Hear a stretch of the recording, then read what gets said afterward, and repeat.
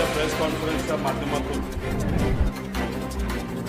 महाराष्ट्रातल्या प्रत्येक व्यक्तीला जो प्रश्न पडलेला आहे की अजितदादांचा जो ॲक्सिडेंट होता तो एक अपघात होता का घात होता, हा प्रश्न प्रत्येक व्यक्तीला पडलेला आहे.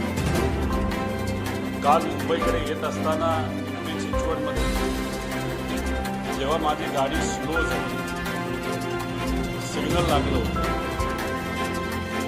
तेव्हा माझ्या लेफ्ट साईडला एका रिक्षा चालकाने त्याची रिक्षा थांबवली, खाली उतरला आणि माझी काचवर होती त्यामुळे काचेवर त्याने आवाज केला. काच खाली घेतल्यानंतर त्यांनी सांगितलं, अहो 9 तारखेला तुम्ही संध्याकाळी अजितदादांबद्दल काहीतरी सांगणार होता ॲक्सिडेंटबद्दल, तसं काय झालं? त्यांना सांगितलं का नाही, म्हणजे 9 तारखेला नाही तर 10 तारखेला मी या बाबतीत मला काय वाटतं हे तिथं सांगणार आहे. या प्रेस कॉन्फरन्सच्या माध्यमातून आणि तुमच्या सर्वांच्या मदतीने लोकांपर्यंत मी आता पोहोचतोय. काही लोकांनी भावनिक होऊन काही व्हिडिओ टाकले. ते व्हिडिओ कसे आहे की दादा परत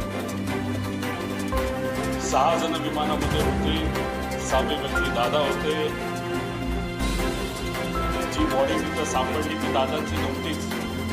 दादा आज इथे उद्या येतील. मला त्यांना सांगायचं आहे की आज जर दादा परत आले तर मी सुद्धा त्यांना खंतमिठी मारेन. पण अशीच अपडेट पाहत रहा शिवकन्या न्यूजवर. बातमी विश्वात सतत खबरदार आणि जागरूक राहण्यासाठी चॅनलला सबस्क्राईब करा.